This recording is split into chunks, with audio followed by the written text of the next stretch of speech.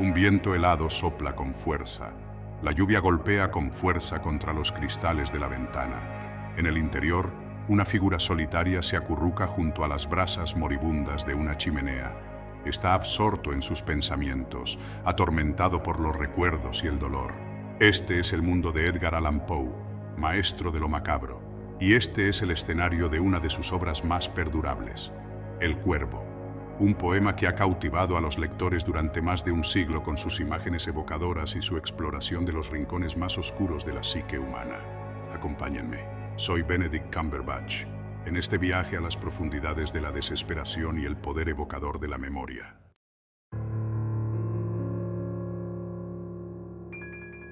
Edgar Allan Poe, un nombre sinónimo de lo gótico y lo macabro. Su vida, al igual que sus obras, estuvo envuelta en la oscuridad.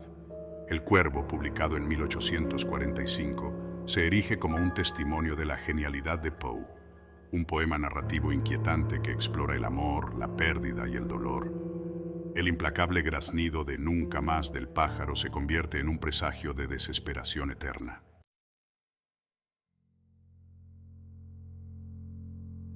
Érase una oscura medianoche. Estas primeras palabras, pronunciadas en un tono apagado, establecen inmediatamente la atmósfera del poema. Es medianoche, la hora de las brujas, un momento en que las sombras se alargan y el velo entre los mundos se vuelve más delgado. La palabra oscura flota en el aire.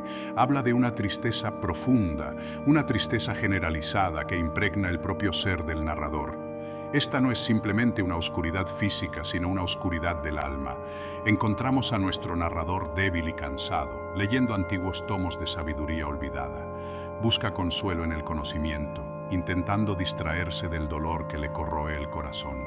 La luz parpadeante de las velas proyecta sombras danzantes en las paredes, creando un ambiente inquietante.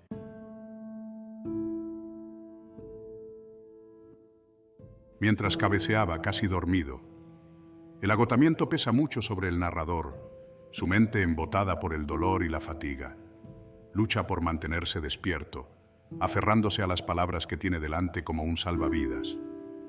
Pero su control sobre la conciencia es tenue.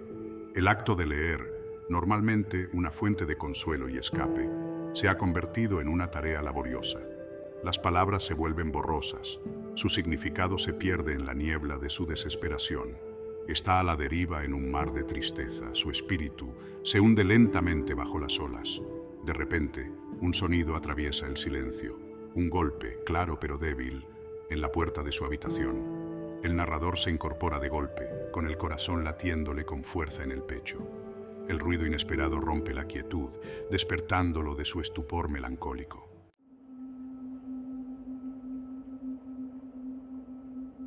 «Es alguna visita», murmuré, llamando a la puerta de mi alcoba. Solo esto y nada más. El narrador intenta racionalizar los golpes. Busca una explicación lógica, aferrándose desesperadamente a lo mundano. Repite la frase «solo esto y nada más», como si tratara de convencerse a sí mismo. Pero la repetición delata su creciente inquietud. Las palabras suenan huecas, incluso para sus propios oídos. La primera estrofa termina con una nota inquietante. El intento del narrador de restar importancia a los golpes como si fueran simplemente una visita no resulta convincente. Nos quedamos con una sensación de presagio, una pregunta persistente que acecha tras la puerta de la alcoba.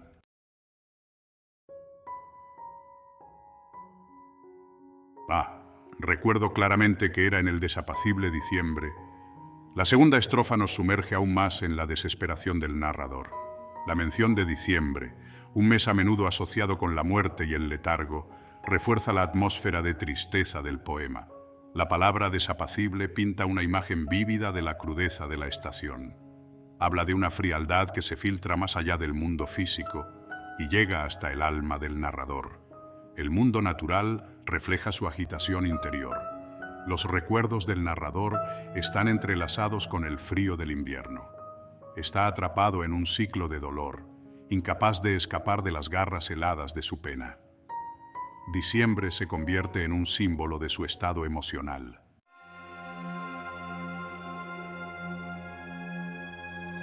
Las brasas, como la esperanza del narrador, se desvanecen en la nada. Su luz parpadeante proyecta formas fantasmales en el suelo, difuminando la línea entre lo real y lo imaginario. El pasado atormenta al presente. Estas imágenes espectrales sirven como un recordatorio constante de lo que el narrador ha perdido. Son manifestaciones tangibles de su dolor, atormentándolo con su presencia etérea. Anhelaba con fervor el mañana. En vano había tratado de obtener de mis libros un respiro de la pena por la pérdida de Leonor. El narrador anhela un respiro, un momento de paz del implacable dolor de su pérdida. Busca consuelo en las páginas de sus libros, pero es en vano.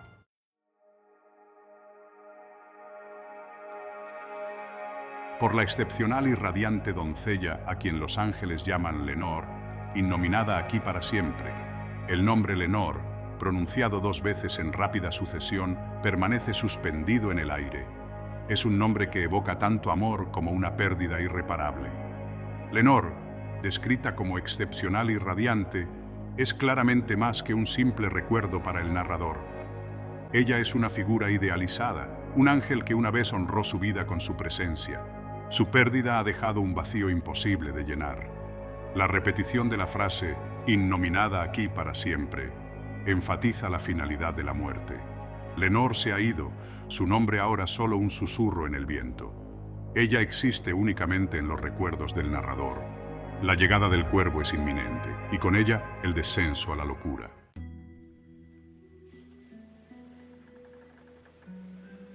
Y el sedoso, triste e incierto susurro de cada cortina morada. La tercera estrofa introduce un nuevo elemento en la atmósfera del poema, una palpable sensación de inquietud. Las cortinas susurrantes, aparentemente insignificantes a primera vista, adquieren una cualidad siniestra. El uso de la palabra incierto es crucial aquí. Sugiere una falta de control, una sensación de que algo va mal. El narrador, ya al límite, se asusta fácilmente con esta sutil perturbación. Su santuario está siendo invadido por lo desconocido. Las cortinas, descritas como sedosas y moradas, evocan una sensación de lujo y decadencia. Sin embargo, ni siquiera este entorno opulento puede proteger al narrador de la creciente oscuridad que lo rodea. Su mundo se está cerrando. Al propio susurro se le da una cualidad casi tangible mediante el uso de la onomatopeya.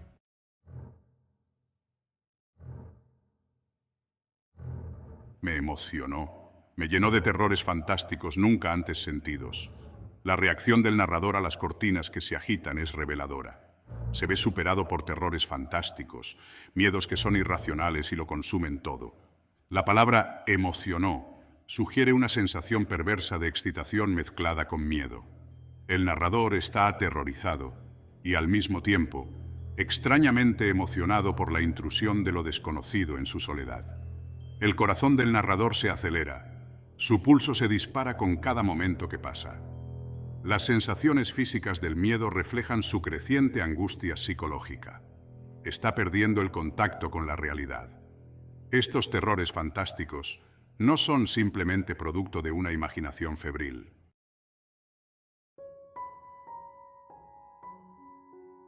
Así que ahora, para calmar los latidos de mi corazón, me puse a repetir: es algún visitante pidiendo entrar por la puerta de mi habitación.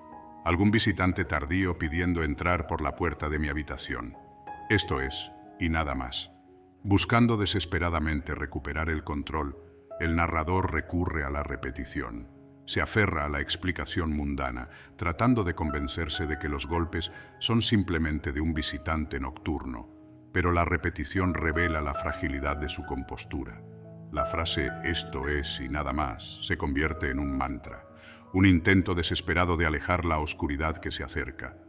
Pero las palabras suenan huecas, incluso para sus propios oídos. No puede escapar de la verdad. La tercera estrofa termina con una nota de falsa tranquilidad. El intento del narrador de racionalizar la situación es poco convincente.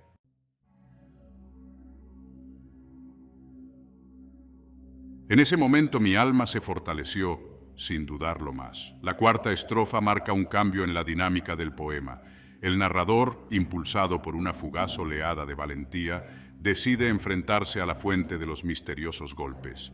Esta nueva determinación, sin embargo, está mezclada con inquietud. La frase En ese momento mi alma se fortaleció, sugiere un refuerzo temporal de valentía, un desafío fugaz contra el miedo invasor.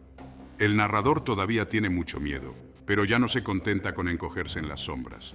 Se enfrentará a la oscuridad, incluso si lo consume. Su curiosidad, mezclada con una necesidad desesperada de disipar la incertidumbre, lo impulsa hacia adelante. Las palabras, sin dudarlo más, transmiten una sensación de urgencia. El narrador, cansado del tormento mental, decide actuar.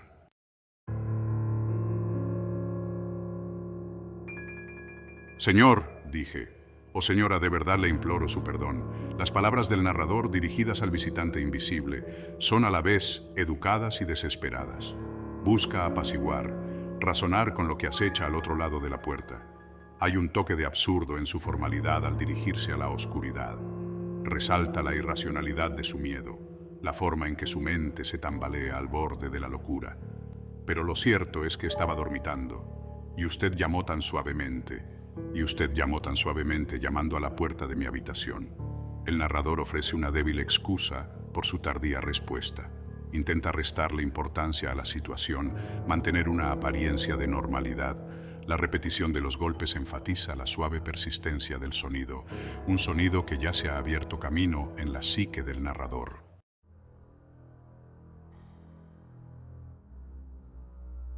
Que apenas estaba seguro de haberte oído. Aquí abrí la puerta de par en par. Oscuridad allí y nada más. Abre la puerta de golpe, esperando. ¿Qué? La ausencia de una presencia tangible es más inquietante que la aparición de una criatura temible. El escenario está listo para la llegada del cuervo, un presagio de desesperación.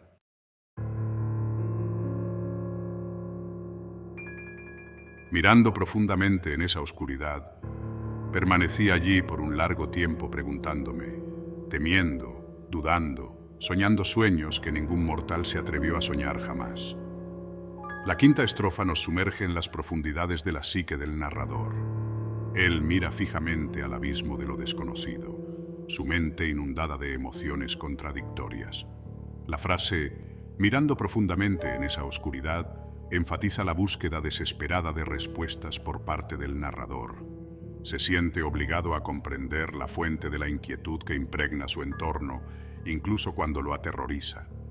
La oscuridad, ya no confinada al espacio detrás de la puerta, se ha convertido en una presencia omnipresente. Se filtra en la mente del narrador, nublando su juicio y amplificando sus miedos. La línea, dudando, soñando sueños que ningún mortal se atrevió a soñar jamás, revela el descenso del narrador a un reino más allá de lo racional.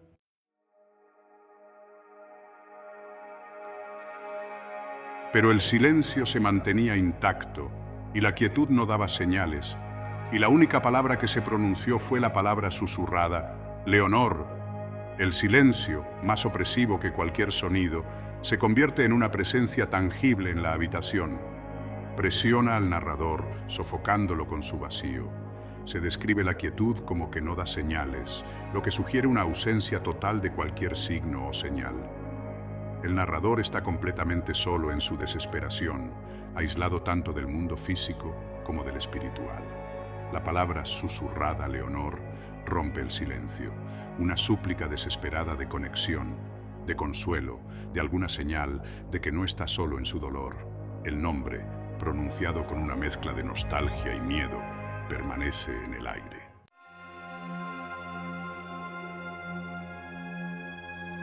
Esto susurré y un eco murmuró de vuelta la palabra. ¡Leonor! Simplemente esto y nada más. El eco, una reverberación fantasmal de su propia voz, no ofrece consuelo, solo una burla cruel de su dolor. La repetición de Leonor, esta vez por una fuerza invisible, adquiere un carácter siniestro. Es como si la propia oscuridad estuviera jugando con el narrador, alimentando su obsesión por la difunta. La frase «simplemente esto y nada más», que se hace eco de los intentos anteriores del narrador de racionalizar la situación, adquiere ahora una frialdad definitiva. No hay escape de su dolor, no hay consuelo en el silencio resonante. La quinta estrofa termina con una nota de total desolación. El eco de Leonor perdura en el aire, un recordatorio constante de su pérdida y un presagio de la locura que le espera. El cuervo, criatura de oscuridad y misterio, simboliza la obra de Poe. Su presencia representa el descenso del narrador a la locura y a una pena ineludible. La expresión del ave, nunca más, se hace eco de la pérdida y la desesperanza del narrador. Cada repetición profundiza su desesperación, empujándolo aún más hacia el abismo. La sombra del cuervo representa la oscuridad omnipresente en su vida.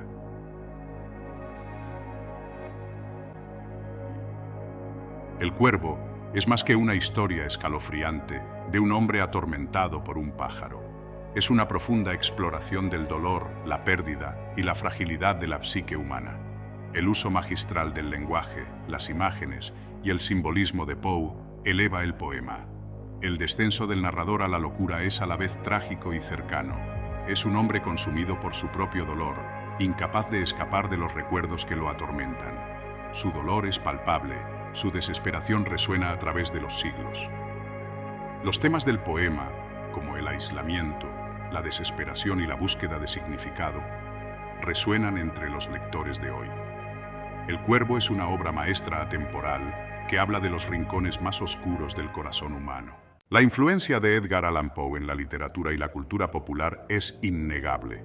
Sus imágenes evocadoras y su exploración de lo macabro cautivan a los lectores siglos después. El Cuervo sigue siendo una de las obras más perdurables de Poe. Su influencia abarca la literatura, el cine, la música y el arte. El legado de Poe se extiende mucho más allá de la página impresa. Es el maestro de lo macabro, inspirando a las generaciones venideras.